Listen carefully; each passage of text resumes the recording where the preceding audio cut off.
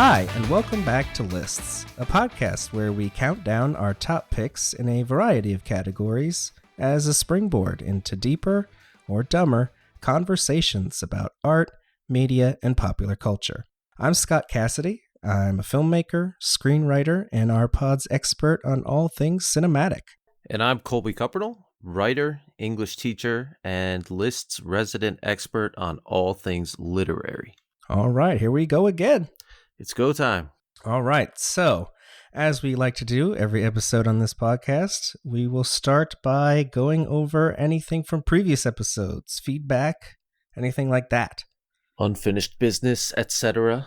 Yes, sir. So, what haves you? We mentioned Ethan Hawke's frequent appearances on our podcast, and obviously he has made several of our lists many times. Yes. Yeah. Actually, we'll get to that when we get to that. Well, mostly you, but yeah. Whatever, it's both of us.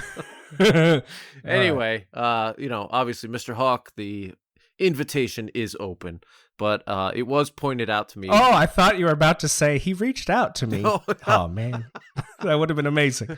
All right, we'll cut, and I'll go ahead and say that. We'll just lie until he actually shows up. Yeah, he said he'll be on real soon. Yeah, he'll reach out to us with a cease and desist letter. Yeah, probably. Anyway, right. It was pointed out to me by multiple sources that my multiple sources seemingly odd fandom, perhaps over the line fandom for Ethan Hawke, dates back to at least high school. Oh, I see. Which I don't remember, and I don't consider it odd. But most people don't consider their oddness odd. That's true. The guy does good work, and I appreciate it. I'm not going to apologize for that. No, that's fine. That's fine. You don't sound convinced. I'm trying, man. I'm trying. Just keep going. You're doing good, buddy.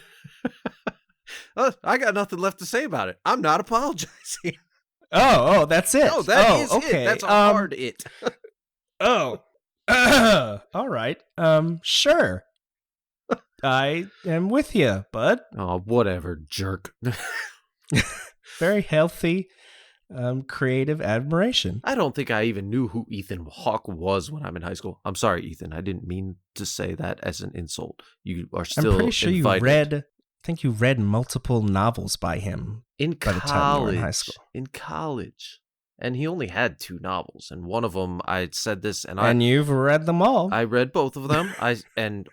We have talked about one of them on our pod, and you mentioned the other one, and called it garbage or something. I would say that it's garbage, and I would say it to Mr. Hawke if he comes on. I would ask him what his thoughts are on that novel. Now that he's an older man. Would you be able to speak with your head so far up his anus? Or whatever. Physiological, biological questions. All right. Anyway. Yeah, all right. You know what? Don't mind the hate coming towards me, Mr. Hawke.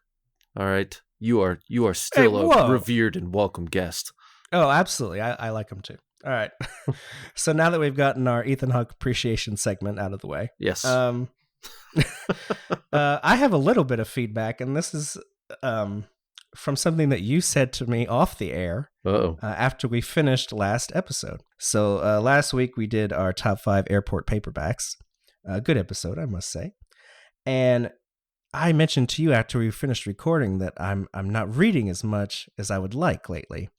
And I have to give you a shout out for an excellent suggestion. You're not going to talk about this.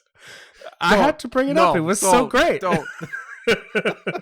There's no reason to talk about this. You're right. It's a fantastic idea. It's excellent. But it doesn't. I think we should share it with our listeners. It's a great pro tip. So I'm going to bring it up. Hey, you're the one who said it. So what Colby said to me was, a great time that you can get in some reading is when you go to the restroom to take a crap, that's 15, 20, 25, 30 sometimes minutes where you're not doing anything. Kids, that's a solid 45. Oh, it's anything to escape. I take 20 minutes to pee.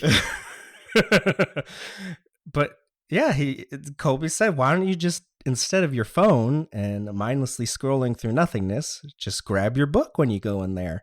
And I have to say, the last 3 days, I've made more progress on my current book than I have in the last 3 weeks.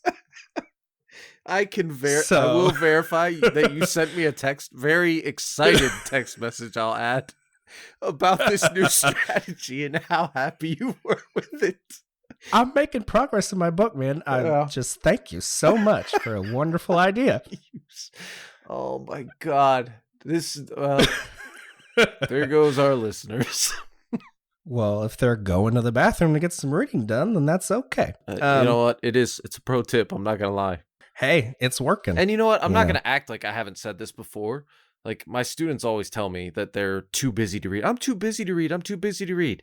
And I always tell them, I said, if you read for the 10 minutes that you're taking your morning crap, you would end up reading 50 times as much as you do in a year. Yeah. There would be a huge difference.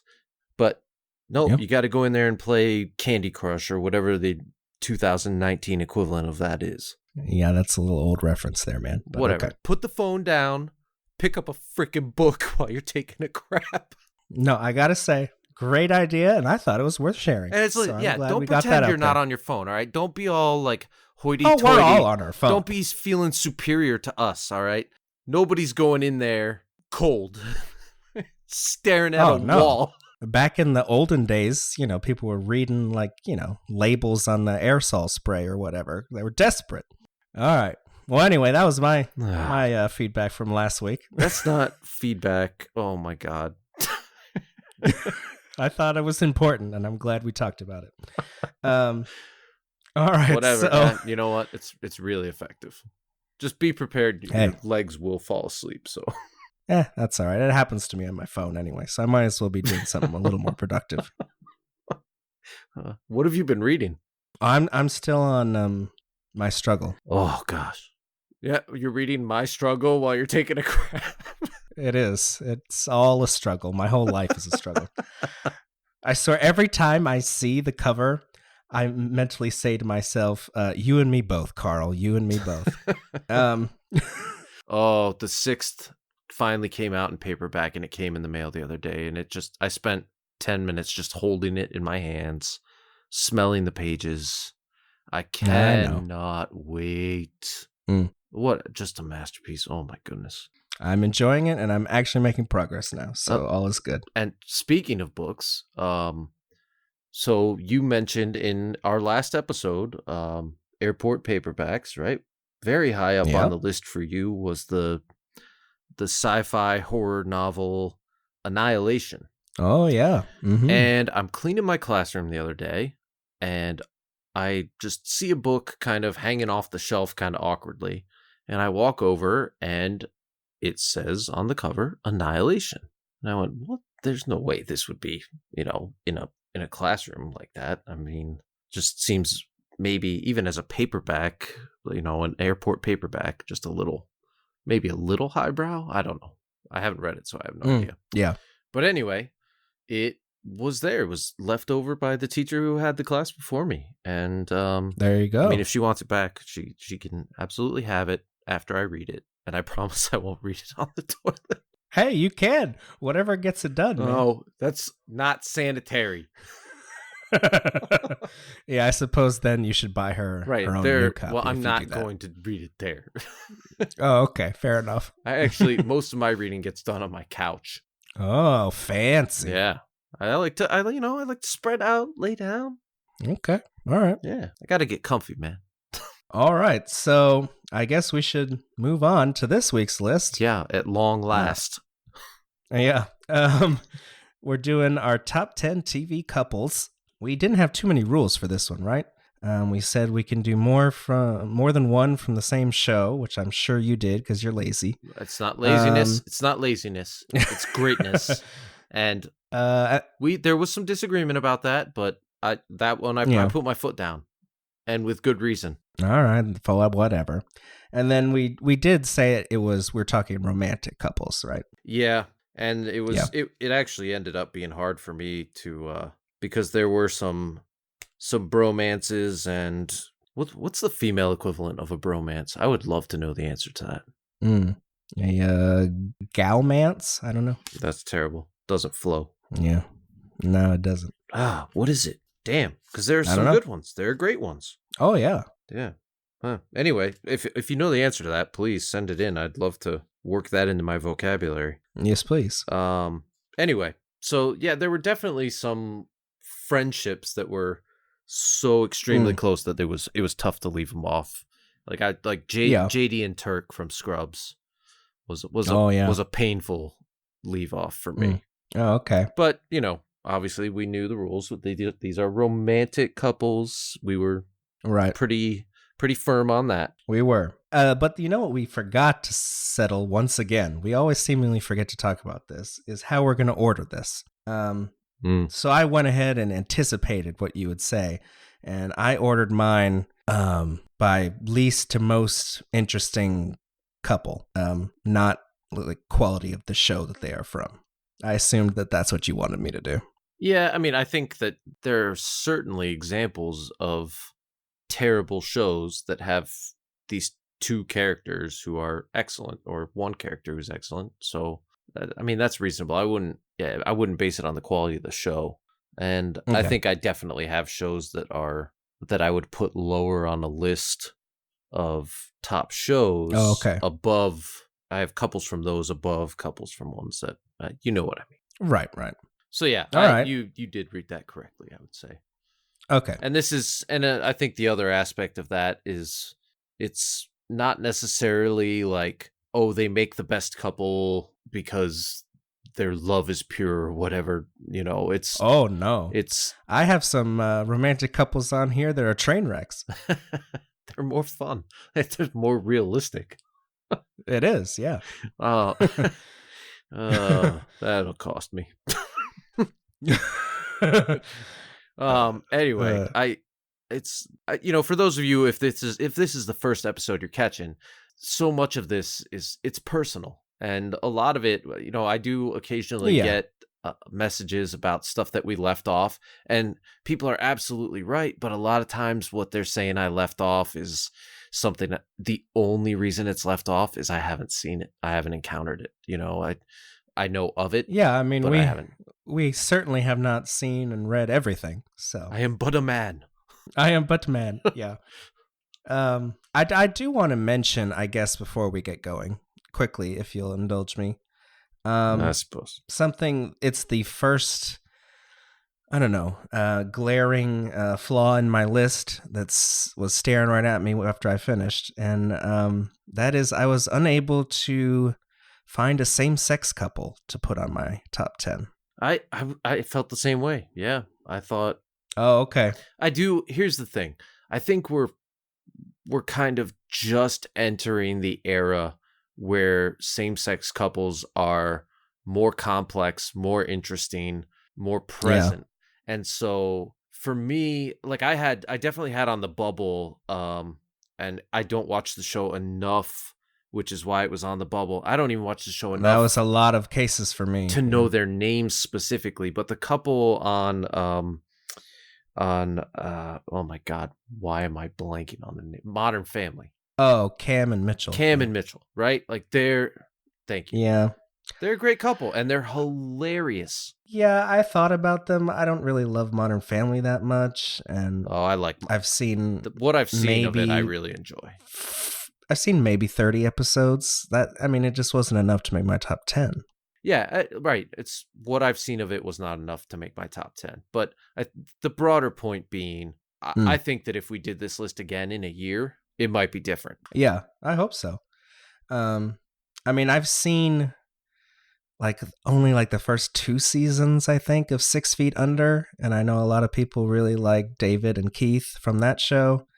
And I did too, but I just haven't seen enough of it. Yeah. I know that was definitely an early, one of the first times that was was done on TV. I actually have not seen a single episode of that, and I need to. Oh, I know it's on my like one that I've never seen a single episode of, but I just know is a very popular one is Willow and Tara or something from Buffy the Vampire Slayer, which I have never seen. So yeah, I mean, I think I saw an episode or two of Buffy when I was really young, but that was before that whole arc started. I think like Willow comes out to Buffy and she's very accepting of her, and it was pretty early. Well, yeah, I mean, that would have been like portrayal of that on TV is pretty good. So, but I mean, I've never seen the show.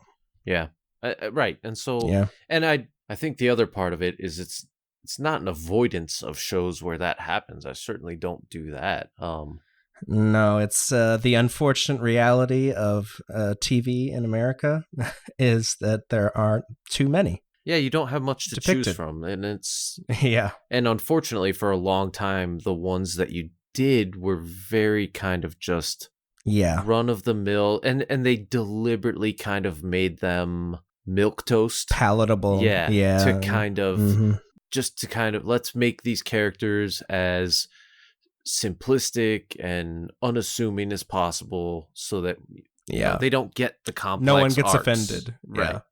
And but that's changing. That is changing. I haven't seen Orange is the New Black, but I know that there's same-sex couple on that, and my understanding is that it is a very complex relationship, and I think that's a great thing, and I do want to see more of it. Yeah, like any interesting good relationship, let's put them all on TV. They're all fascinating. Right. Yeah, that's what it boils down to me. Like if you're writing a couple of characters, at the end of the day, if you're writing a relationship as an arc on your show or whatever, it really doesn't serve any. It doesn't make a difference to me if it's a heterosexual couple, a same-sex couple, anything. You know, it doesn't make a difference so long as the characters are interesting. In the same way that it doesn't make a difference in real life as to whether or not a person's an asshole. And the fact that it doesn't make a difference to you is fine, but it could make a difference to someone else to see something that they're going through represented more.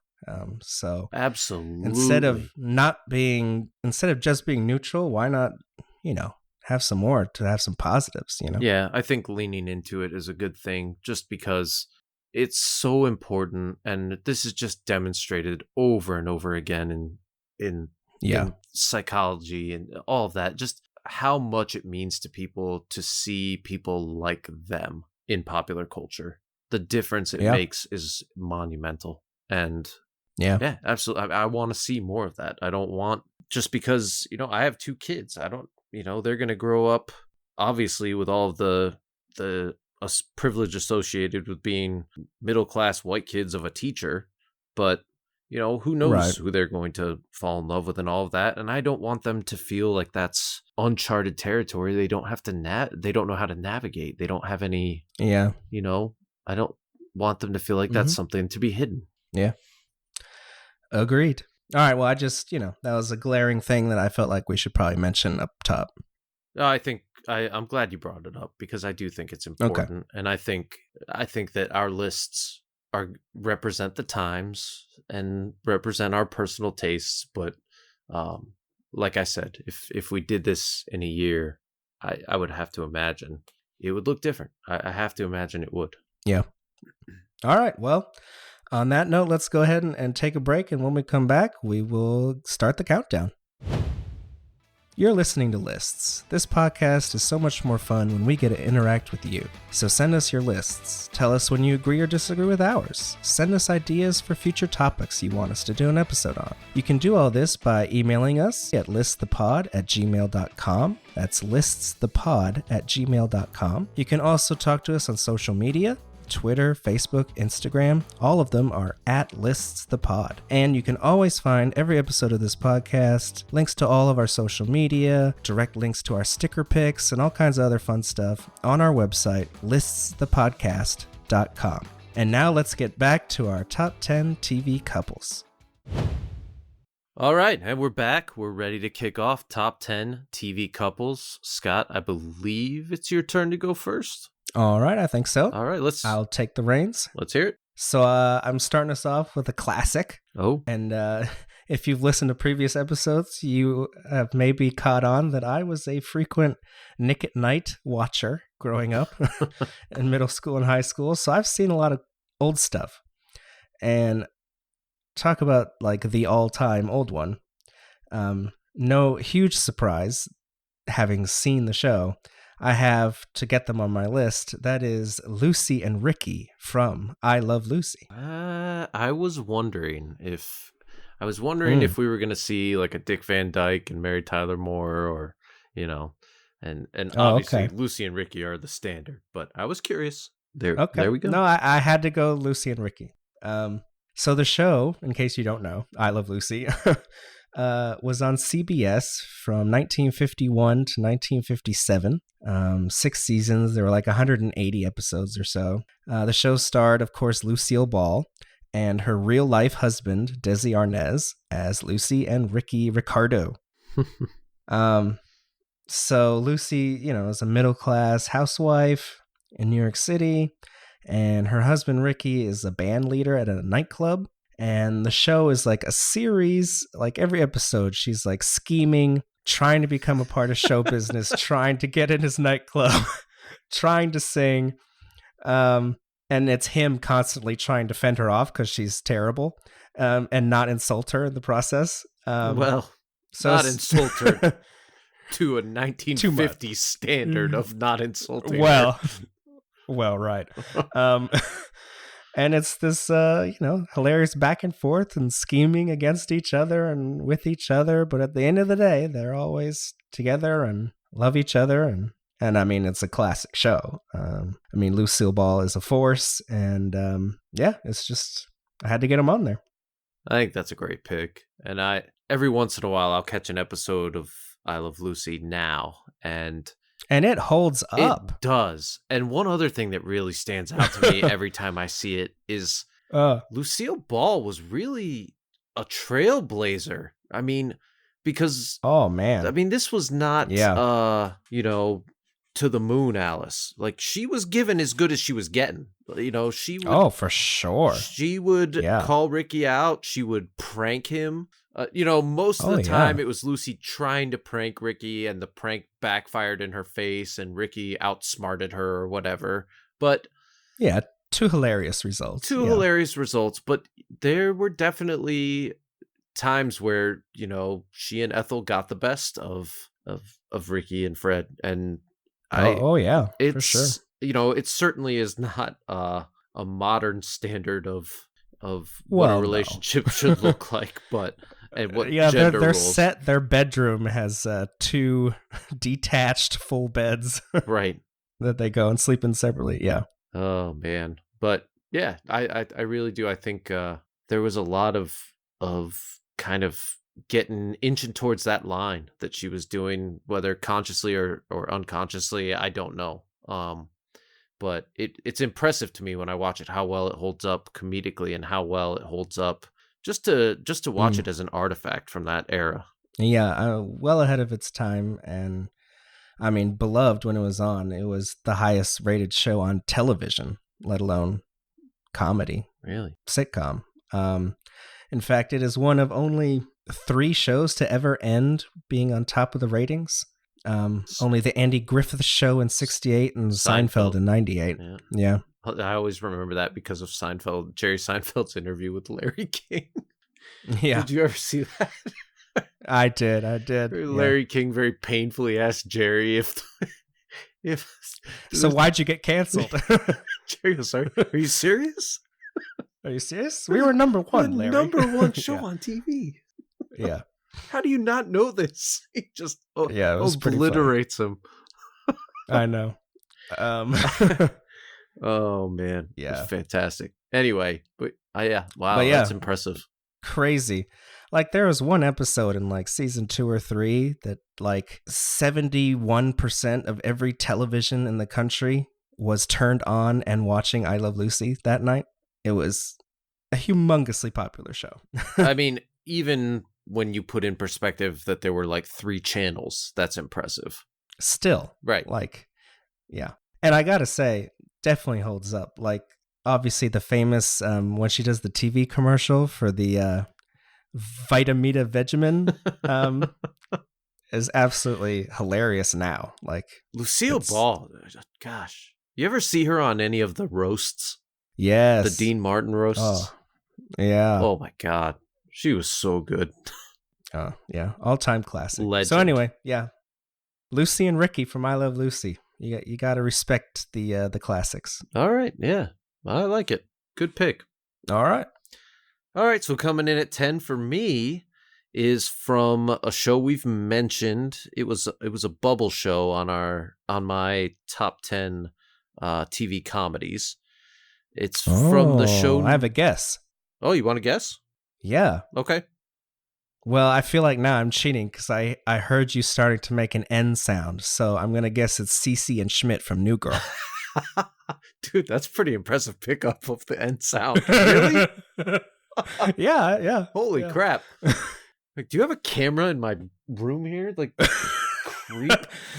No, but that's it. That's right. That's my number 10 is Schmidt and Cece from New Girl. I got it. I love their dynamic. They do the back and forth thing in a way that doesn't feel as cliched. I mean, that's such a cliched thing, right? But they do it in a way that right. maintains humor and yeah. And they're, his absolute obsession with her.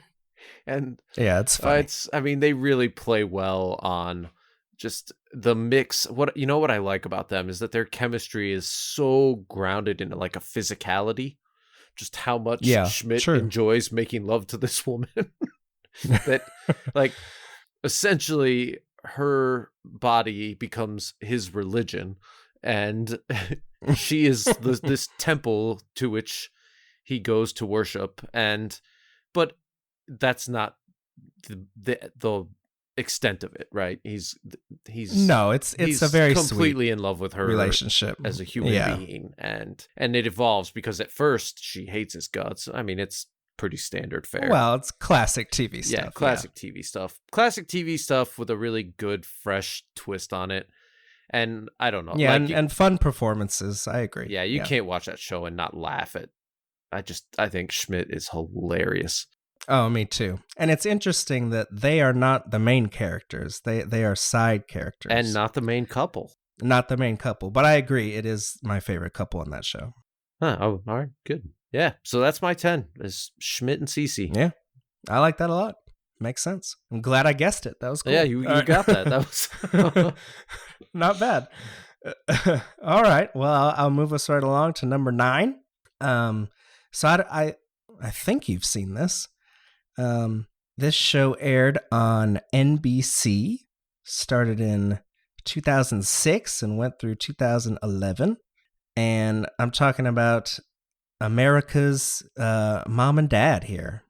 America's Mom and Dad, 2006. Well, maybe not. It couldn't be because the show got super low ratings and was in danger of being canceled like every year. But that's okay. It was a great show. And anyway, as played by Connie Britton and Kyle Chandler, I have Friday Night Lights.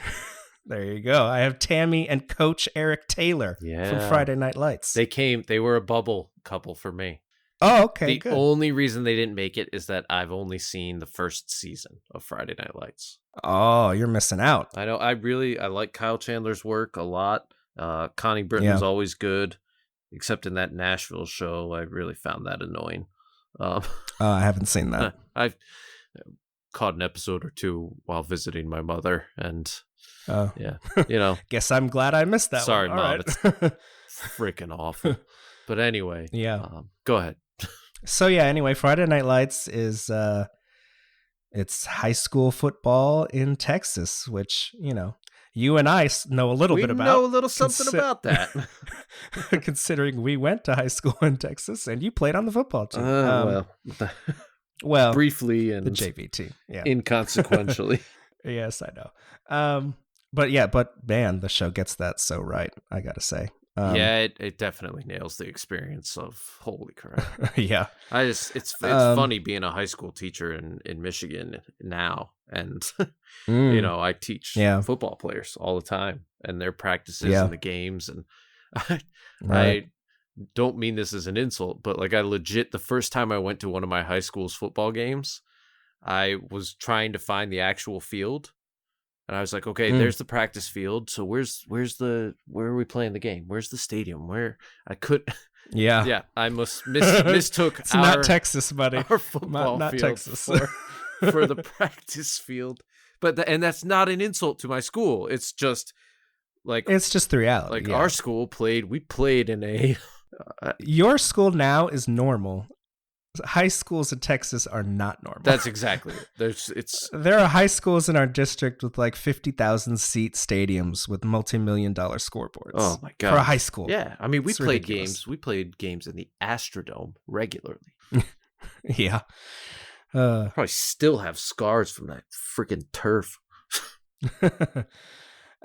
So yeah, on Friday Night Lights, Kyle Chandler's Coach Taylor is the coach of the football team, and his wife is the like counselor at the high school. Right. And they're just dealing with drama from the football players, drama from their daughter dating guys, and all the people all the high school kids in and around in their lives. They're being the mom and dad voice of reason for all of them. Which is really weird because there's no drama in a high school. Well, yeah. I've never seen any of this drama in a high school. What are you? Stunning premise for a show. I don't know how they get away with it. Oh, it's literally every hour of my day. Literally every hour of my day. Yeah, I know. But anyway, yeah. I just have Coach Taylor and Tammy. I think they're great chemistry. The way that they can be there for so many children and yet still find the time to be there for each other. Not perfectly always, but always there for each other at the end. I think it's a great TV couple. And I mean, clear eyes, full hearts can't lose, man. Yeah. Good one. Good use. All right. There you go. That's my number 9. Is that their wedding vows? No. There's a couple in this country right now, and that was their wedding vow. I guarantee it. Oh, well, probably, yeah. I mean, I gotta say, it's pretty good. And they were certainly, I guarantee they were Texans. Well, probably, yeah. No, I mean, I haven't seen past the first season, but I will say the first season was really, really, really good. Well shot. The music's great. Yeah, it's a good show. Yeah, It was cool. It was good. I need to watch it. Yeah, good pick. All right. So what do you got at number 9? All right. So number 9 for me, again, comes from a show that we've mentioned a couple of times on this pod. Interesting. In a couple of different episodes. I see you're really racking your brain to find Are you listening for the first sound here? Oh, sure. I can try. we've talked about how it's an absolute tragedy that this show did not get the run that it deserved. And we have openly requested that Netflix bring it back, even though most of these actors and actresses are well past the age where that would probably work. But I'm talking about Happy Endings, which ran on NBC for 3 seasons. And the 3rd season was kind of scattershot, did not get consistent placement. They really never gave it a chance. Yeah. You know something I discovered in kind of doing a little bit of digging, right? Yeah. I think part of the reason that we like Happy Endings so much is that one of the 2 showrunners was a showrunner on Scrubs. Oh. Yeah, I guess I can see the similar types of humor. Yeah. So I'm going to go, this is early, but at number 9, my sticker pick for the week is Happy Endings. And oh, nice. And of course the couple is. And the couple is Jane and Brad, right? Of course. Yeah. Oh yeah. That's Jane and Brad again. I think it's such a fantastic job of combining the physical with the emotional and the intellectual. I guess I appreciate that. They're very affectionate with each other, and their friends are constantly nauseated by it. And they're also like best friends and like pranksters together. Oh, absolutely. They're always in on something together. It's just, they've got such a fun They have fantastic chemistry. Unbelievable chemistry. Damon Wayans Jr. and I what's her name? She was on Scrubs too, wasn't she? She was on that last season of Scrubs. The one we don't talk about. Yeah, the one we don't talk about. But anyway, great chemistry, just a really fun couple. My sticker pick, I want to encourage people, find somehow happy endings.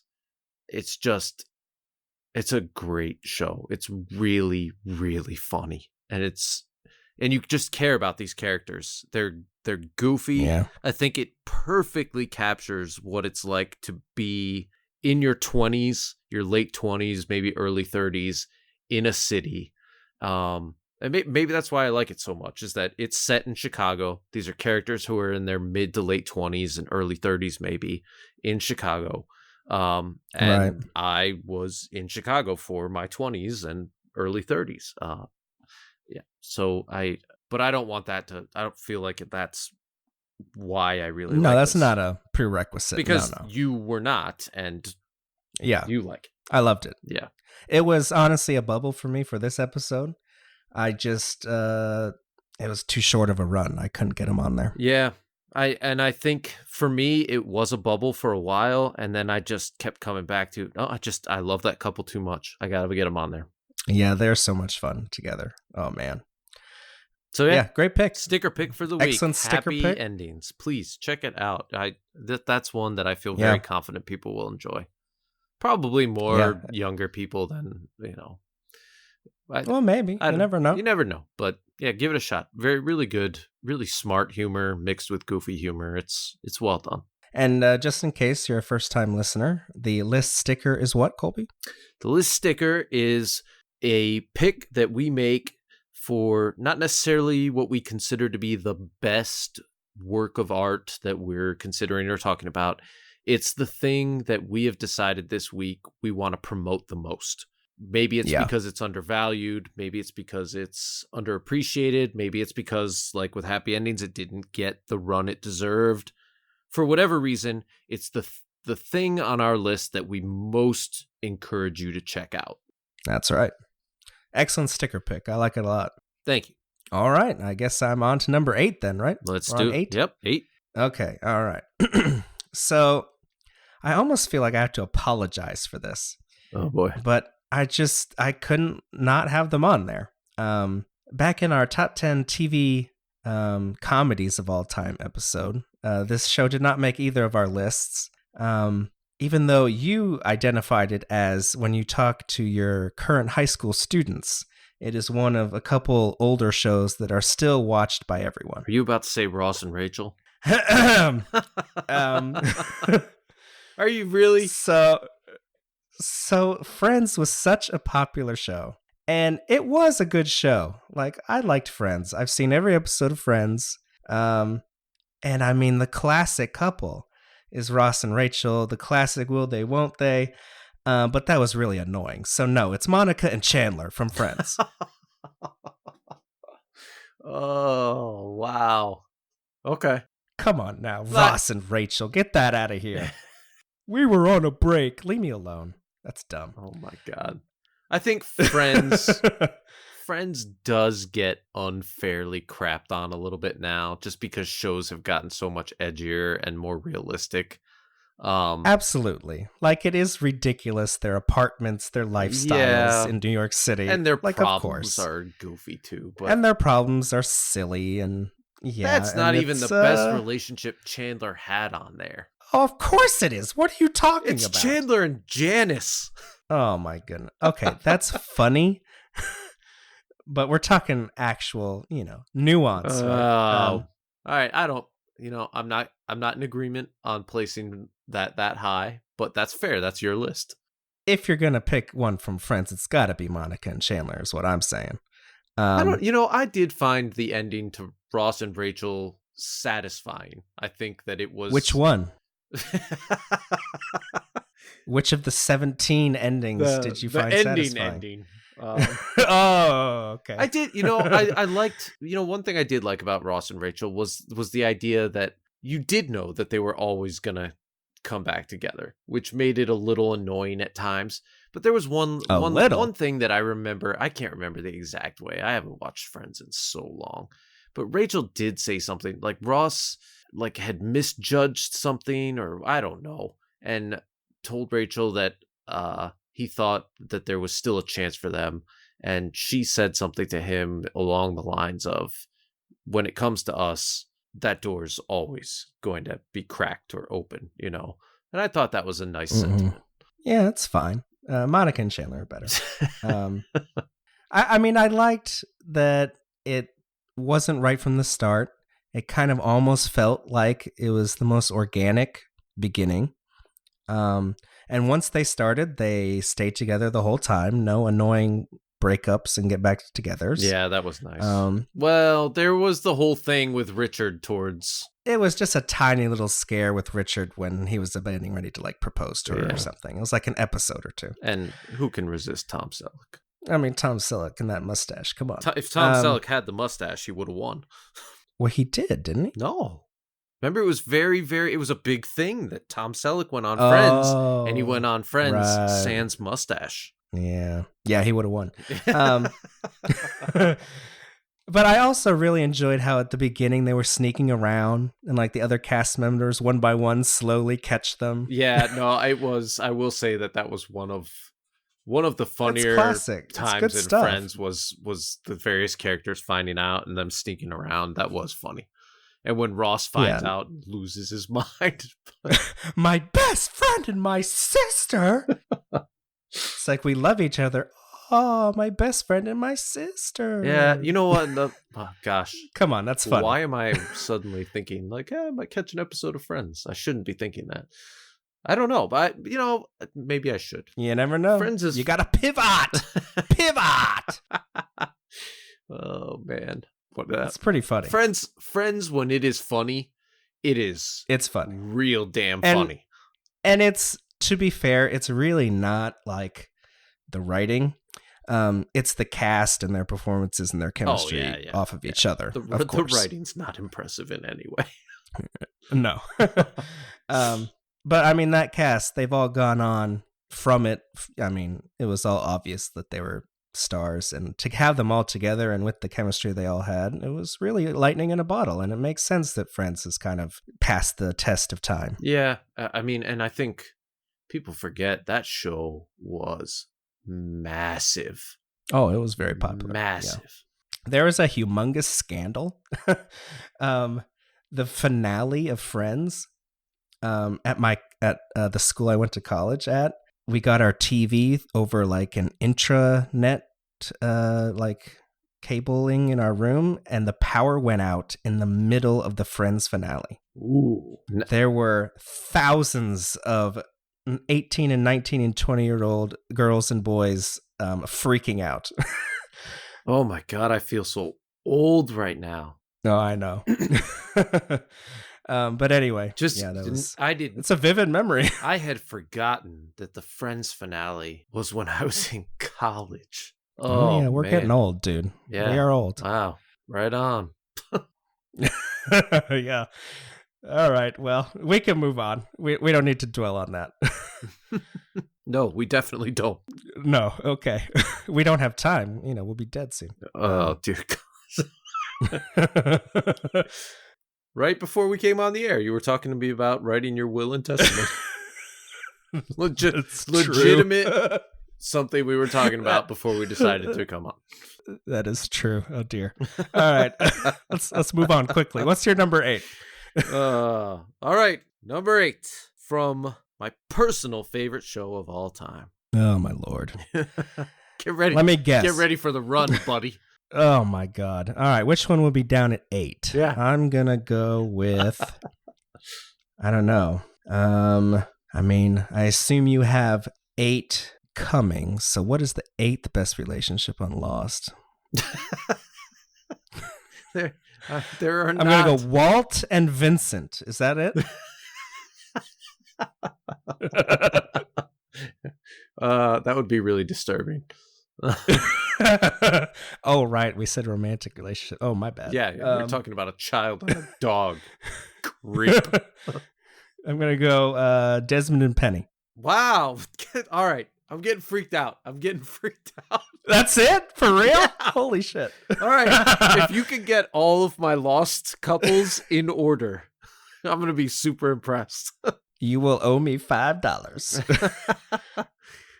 Yeah. Desmond and Penny are number 8 for me from the television show Lost, which all right. as any listeners know, Lost is my favorite show of all time. I don't apologize for it. I never will. I love it. It holds up. It's fantastic. And Desmond and Penny, what can you say? She's his constant. There you go, man. She is his constant. She is what keeps him and saves him through everything. Yeah. I like it. I guessed it would be your 8 because on that show they're very much not main character, like they're secondary characters. They're secondary characters. Yeah. So there's not a ton of episodes with them. Right. But the ones that are good. Fantastic classic ones. Yeah. And this is not really much to do with their relationship, but the not Penny's boat moment. Like, I'm sorry, we did top 10 moments, just moments in television history, the not Penny's boat reveal. I don't know how that would be outside of the top 3. Okay. Well, I would be able to put it out of there, but that's fine. Well, I mean, you are allowed to be wrong. Fair enough. All right. Yeah, I like it. Okay. So I hope there's not too many more from Lost. Yeah. We'll get to that. You don't have to say yet. You don't have I'm not going to say. I'm not going to say. Okay. Yeah. So yeah, Desmond and Penny. I don't want to get too deep into the woods on their relationship or anything like that. It's a very classic. No, that's better to discover. Yeah. Star-crossed lovers type of story. Yeah, with a little time travel thrown in there. Yeah, some time travel, some getting stuck on a desert island, some. Yeah. I just love that Desmond will those classic tropes. Stop at nothing to get back to this woman, and that she has always waited for him. It's great. Yeah. Fair enough. I like it. All right. So you're up with 7. Ooh, number 7. Okay. So I mentioned at the beginning of this podcast that some of my top TV couples of all time are top in the sense that I found them a fascinating romantic couple, even though their relationship is toxic and terrible. And this is one.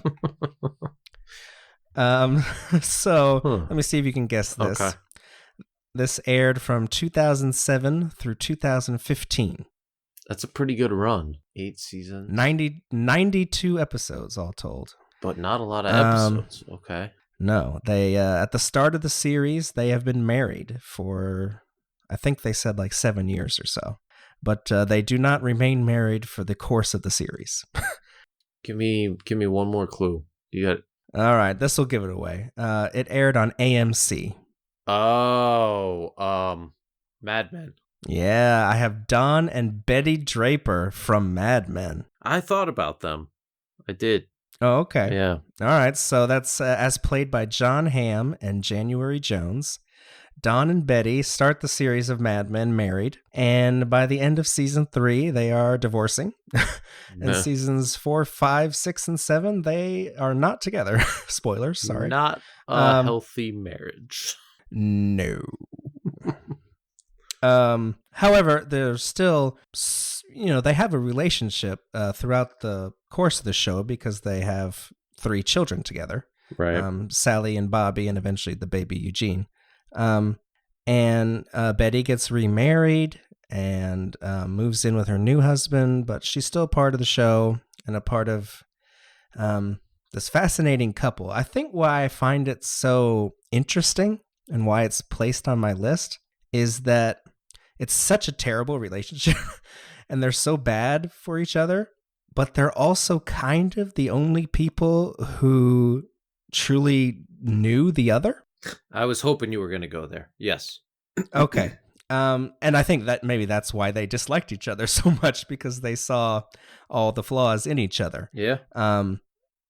but it also created a bond. And, you see at a later season at like a camping trip or something. Oh, that's such a great episode. That's a fantastic episode. Oh my God. I love that episode. Yeah, but I just really enjoy how they see each other for what they really are. Yeah. And they value that even while they resent and hate that.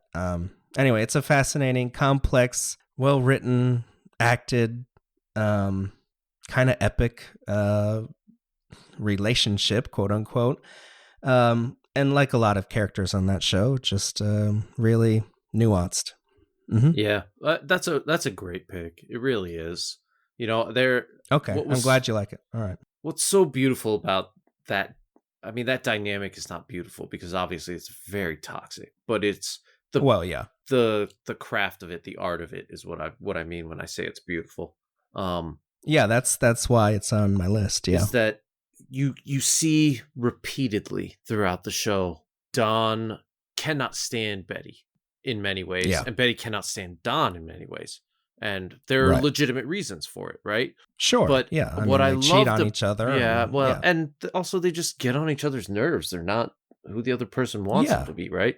Right. But every time Don is at one of those like just absolute bottom of the barrel lows that he gets to frequently throughout the show, who does he go to? He always ends up visiting or lingering with the kids to see, or on the phone with Betty. Yep. She kind of they can't be together. They do not work in that way. No. But there's a bond between them that is undeniable and that helps them each kind of survive the hardest moments of their lives. Yeah. Well said. Mm-hmm. Yeah, it's a gorgeous depiction of that type of relationship, and I think it's a very, very worthy pick. Good. I'm glad you like it. All right. So your number 7 was like this just beautifully well written, artistic expression of one of the harsher realities of how you can love someone and not be right for them and all of that stuff. And and my number 7 is just purely hilarious and fantastic. And this is just an example of a couple that they are completely made for each other in every way. And it's brilliant. Front to back, brilliant. From Parks and Recreation. Oh. April and Andy. Interesting. Yes. Okay. So Parks and Rec is a show where you could pick quite a few couples that could make a list like this. They did a really nice job with how they handled romantic relationships on that show, I felt like. Yeah, that's true. They did. Mm-hmm. And April and Andy, to me, I just love, they're both perpetual children.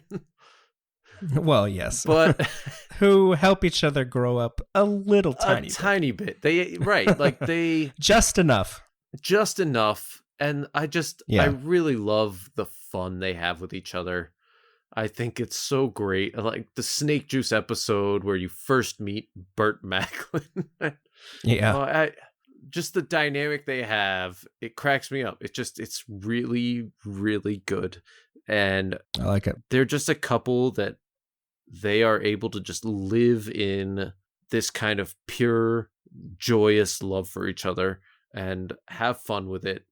And it's great. I mean, I remember the episode where Ben first starts living with them and they're eating their dinner off of Frisbees. Yeah, I remember. Because they don't want to use plates. Oh my God. It's fantastic. It's just a great couple. Yeah. And just so funny. Very funny. I think the reason, spoilers, they didn't make my list is that after maybe 3 seasons or so, there was really no growth there. And Andy kind of got slightly stupider as the show went on. I think a little bit to his detriment. But yeah, I mean, they're a great couple. I was all good with Andy's stupidity. I was. I'm not gonna lie. I mean, it was funny. It's just, it would have been nice for maybe a little more growth. Yeah, sure. I think Parks and Rec gave me enough growth in other characters. That's true. That I was able to really appreciate Andy for what he was. And towards the end of that show, he started being a guardian of the galaxy, and they had him less, and they had to kind of ride around him a little bit. Yeah. Which was a little bit of a bummer. But yeah, that's what happens. All right, very good. Yeah. You know I love Parks and Rec. I do. If you haven't heard our top 10 TV comedies of all time, go check out and see how high it ends up for me. All right. Excellent. So what do you got at 6? I think maybe before number 6, we should take our last quick break. What do you think? Let's do it. Thanks for listening to Lists. You can find us on Apple Podcasts, Google, Spotify, Stitcher, or wherever you listen to your podcasts. Never miss an episode by being sure you subscribe. Also, if you're enjoying the show, help us get the word out and reach a wider audience by leaving us a rating and review. We appreciate your support. Now let's get back to the list. And we're back with our top 10 TV couples. Scott, you are up with number 6. Why don't you let us have it?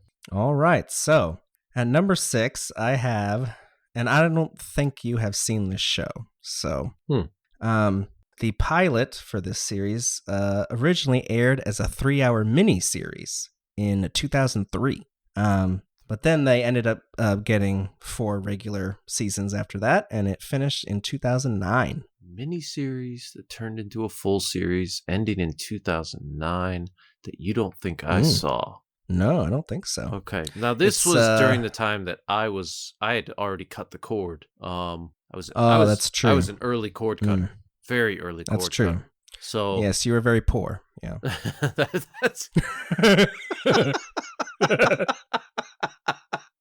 That's so exactly what it was too. I know. I'm sorry, buddy. I listened to a lot of NPR. I know. It's okay. Oh, man. Well, this show won multiple Peabodys. Yeah, go ahead. I'm sorry. Yeah, with the cable that your wife was paying for, please tell me what you enjoyed. That's fair. That was a low blow, but that was fair. So this show won multiple Peabody Awards and is very highly thought of, at least until the pretty uneven final season. Peabody Awards? Yeah, several. Excellent show. Science fiction show. In fact, it aired on the Sci-Fi Channel. Battlestar Galactica? There you go. Jesus, I'm a freaking nerd. Have you seen it? No, I have not. Okay, well then shut up. Yeah. And I thought it was particularly fun to have at number 6 the relationship between Six and Gaius Baltar from Battlestar Galactica. Let me slow clap for you. That's just precious. Thank you. I'm glad. All right. So for Colby's benefit and for all of you who have not seen the show, so it's set in a distant star system, well in the past, or future, or whatever, and humans live on 12 planets called the 12 colonies. And before the show, they'd been at war with an android race of their own creation called the Cylons. Okay. And then there was a peace, and they retreated, and there was no contact for hundreds or thousands of years or whatever, until a unwitting human scientist named Gaius Baltar starts getting involved in a sexual relationship with this beautiful blonde woman. And I mean, it turns out she's a Cylon. Yeah, he's banging a cyborg? Well, you can't tell. Oh, that's messed up, man. So she slowly gets him to give her access codes to the defense mainframe and so on and so forth. And anyway, long story short, the Cylons attack and basically wipe out humanity. So we go from billions to about like 50,000 people left because, he let them in the back door. I'm not going to lie. I feel like there are probably about 50,000 that are worth keeping. Just so it's out there. I'm very much Team Thanos. All right, listeners, that is Colby's opinion. He does not represent the views of List the podcast. Look, I'm not... I love you all. I know. Just, Yeah. People. Fair enough. Yeah, people. So anyway, look, you're telling me you wouldn't prefer driving in Austin if there were 50,000 people? Well, there are every day on the road at once. Exactly. Yeah, no, I know. So anyway, he, the show is there's one military ship where the commander was old school and basically didn't connect it to the internet, and so it wasn't affected, and they were to escape with that would have been my ship. A few thousand, and the Battlestar Galactica, and it's like the only human warship that survives this apocalypse. And so the show follows them as basically they run and hide and try to start over civilization again and stuff like that. As they're hunted down by the Cylons. Oh, right. So oh, my God. Just get to the relationship. I'm getting there. So this relationship... You nerded out long enough. All right. So Gaius Baltar escapes, right? The destruction. And when he escapes, like that Cylon that tricked him is destroyed, and her consciousness kind of melds with his. So anyway, the entire show... he sees a vision, a hallucination of this woman and has conversations with her and a relationship with her. And she's in his head, right? She died. Is the viewer aware of that from Go? Yes. Okay. Yes. And so is he. And there were theories like, oh, maybe, he's a Cylon and that's why he's seeing her, blah, blah, blah. Anyway, later on in the show, we meet this Cylon again. You learn that they never really die. They just get backed up and get printed a new body and they're fine. But she sees hallucinations of him. And so they spend the series kind of having these hallucination relationships with each other until eventually towards the end they actually meet. But anyway, it's funny. Because, he's talking to someone who's not there, and it's the classic, someone walks in, who are you talking to, dog, type of thing. Mm-hmm. But then, it's... forbidden love? Well, that too, but it's also like a devil on your shoulder type of deal, or an angel at times. And then also, he knows it's sort of not real, or he sometimes thinks she's really there and sometimes not, and... in the times when he believes that she's not real, it gets psychological. He's like, I know that it's just my consciousness, and you're saying that because I guess then I really do want to do that. And anyway, it's just a fascinating relationship. And it's, throughout the basically the whole run of the show, he's not like the main character or anything. This isn't like the main relationship even on the show. I just think it's fascinating that it's not real basically the whole time until at the very end it is. Dude, spoiler for those people who might actually watch this.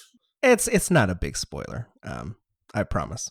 Okay. There's almost no way to spoil the final season of that show because it's so like bonkers and lore heavy. Like it would take me 5 hours to set up the spoilers. So please don't. I feel like it's been 5 hours. All right. Hey, it's a great show.